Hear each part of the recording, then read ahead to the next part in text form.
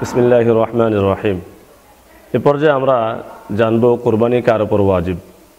কারণ যদি আমরা কোরবানি ওয়াজিব কি না এটা আমরা না বুঝি, তাহলে আমরা কোরবানির মতো একটি বিশেষ আমল থেকে মাহরুম থাকব। এজন্য এই বিষয়টা আমাদের জন্য অনেক গুরুত্বপূর্ণ বিষয়। প্রত্যেক প্রাপ্তবয়স্ক সুস্থ মস্তিষ্ক মুসলিম নরনারী যে নাকি 10 জিলহজ ফজর থেকে 12 জিলহজ সূর্যাস্ত পর্যন্ত সময়ের মধ্যে প্রয়োজন অতিরিক্ত নেশাব পরিমাণ সম্পদের মালিক হবে, তার উপর কোরবানি ওয়াজিব। টাকা পয়সা, স্বর্ণরূপা, অলংকার, বর্তমানে বসবাস ও খোরাকির প্রয়োজনে আসে না এমন জমি, প্রয়োজন অতিরিক্ত বাড়ি, ব্যবসায়িক পণ্য ও অপ্রয়োজনীয় সকল আসবাবপত্র কোরবানির নিসাবের ক্ষেত্রে হিসাবযোগ্য। জাকাতের ক্ষেত্রে জাকাতের নিসাব 1 বছর অতিবাহিত হওয়া শর্ত, কিন্তু কোরবানির নিসাবের ক্ষেত্রে 10 জিলহজ ফজর থেকে 12 জিলহজ সূর্যাস্ত পরিমাণ সময়, এই সময়ের মধ্যে যে ব্যক্তি নিসাব পরিমাণ সম্পদের মালিক হবে তার জন্য কোরবানি ওয়াজিব হবে।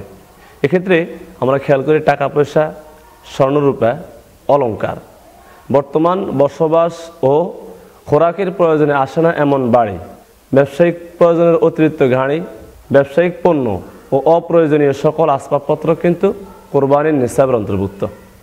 নিসাবের ক্ষেত্রে আমরা বুঝি স্বর্ণের ক্ষেত্রে 7.5 ভরি, রূপার ক্ষেত্রে 52.5 ভরি, টাকা পয়সা ও অন্যান্য বস্তুর ক্ষেত্রে নিসাব হলো 52.5 তোলা রূপার মূল্যের সমপরিমাণ হওয়া।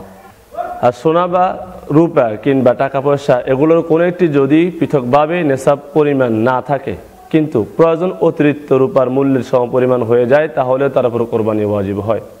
স্বর্ণ বা রূপা অথবা টাকা পয়সা এগুলোর কোনো একটা যদি পৃথকভাবে নিসাব পরিমাণ না থাকে কিন্তু প্রয়োজন অতিরিক্ত একাধিক বস্তু মিলে 52.5 তোলা রূপার মূল্যের সমপরিমাণ হয়ে যায়, তাহলে তার উপর কোরবানি ওয়াজিব। যেমন কারো নিকট কিছু স্বর্ণ ও কিছু টাকা আছে যা সর্বমোট 52.5 তোলা রূপার মূল্য সমান হয়।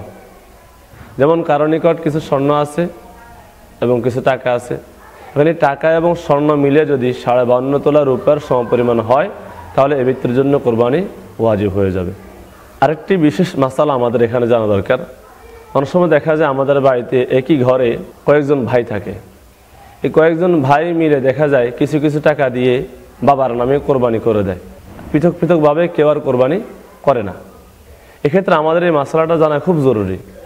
একান্নভুক্ত পরিবারের একাধিক ব্যক্তির উপর কোরবানি ওয়াজিব হওয়ার শর্ত পাওয়া গেলে, অর্থাৎ প্রত্যেকের উপর যদি কোরবানি ওয়াজিব হওয়ার যে শর্ত, প্রত্যেকে যদি আলাদা আলাদা নিসাবের মালিক হয় তাহলে প্রত্যেকের জন্য জরুরি আলাদা আলাদা কোরবানি দেওয়া। এক্ষেত্রে দেখা যায় গ্রাম অঞ্চলে সবাই মিলে বাবার নামে কোরবানি দিয়ে দেয় আর পৃথক পৃথক দেয় না, তাহলে এখানে কিন্তু সবাই গুনাহগার হবে। সুতরাং এক্ষেত্রে আমাদের মাসালাটা খুব বেশি খেয়াল রাখা, যার উপর কোরবানি ওয়াজিব তার নামে আলাদা কোরবানি দেওয়া জরুরি, এবং যে ব্যক্তি উপর কোরবানি ওয়াজিব সে ব্যক্তির নামেই কোরবানি হবে। অন্য ব্যক্তির নামে কোরবানি দিলে সে ব্যক্তির কোরবানি ওয়াজিব কোরবানি হবে না। এক্ষেত্রে পরিবারের যত সদস্যের উপর কোরবানি ওয়াজিব তাদের প্রত্যেককেই এক একটি করে পশু অথবা বড় পশুর মধ্যে সবাই শরীর থেকে কোরবানি আদায় করা প্রত্যেকের জন্য জরুরি। একটি কোরবানি সকলের জন্য যথেষ্ট হবে না। যদি এই নিয়মে কোরবানি আদায় করা হয় তাহলে অবশ্যই কোরবানি আদায় হবে না, প্রত্যেকের জন্য আলাদা আলাদা কোরবানি দেওয়া জরুরি। পরবর্তী ভিডিওগুলোতে আমরা ইনশাআল্লাহ কোরবানির বাকি অন্যান্য মাসালাগুলো আমরা ইনশাআল্লাহ জানবো। আল্লাহ তাআলা আমাদের সবাইকে তাওফিক দান করুন।